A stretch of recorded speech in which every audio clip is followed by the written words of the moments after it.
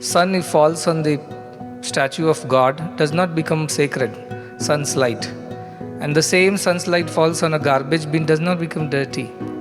The same sunlight illumines both, yet the sunlight remains pure and unaffected, untainted by anything that it interacts with.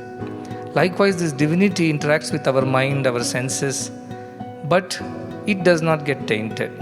Our thoughts may get tainted, our feelings may get tainted, but this ability with which we think, the ability with which we feel, the ability with which we work, that does not get tainted.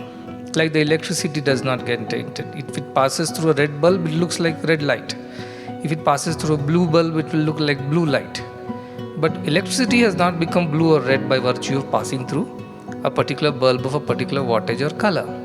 So this Purnamada Purnamidam idea is that divinity does not become less or more because the bulb's wattage is less or more, electricity does not become less or more.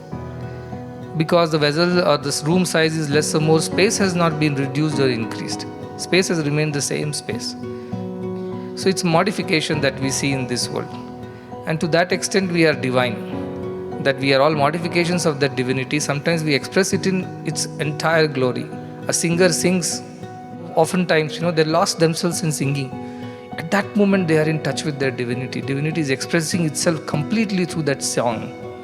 Sometimes a dancer is lost in dancing, not even aware of what's going on around. At that moment you have become one with your divine self. So also a sportsman, so also a doctor, so also a teacher, an engineer, anybody.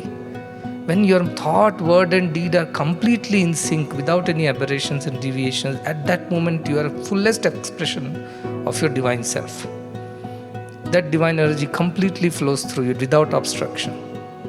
We all know theoretically we are divine, but how many of us practically experience it? Till we experience it, this still remains a secret only. It's an open secret. You can't access it because you have not experienced it. So the whole sadhana is about preparing yourself to experience that divinity in its fullest. Purifying your mind, senses, your buddhi, your antaratman. So that divinity which is already existing can manifest itself completely through you, without being obstructed, without being diminished, without being made any lesser than what it is.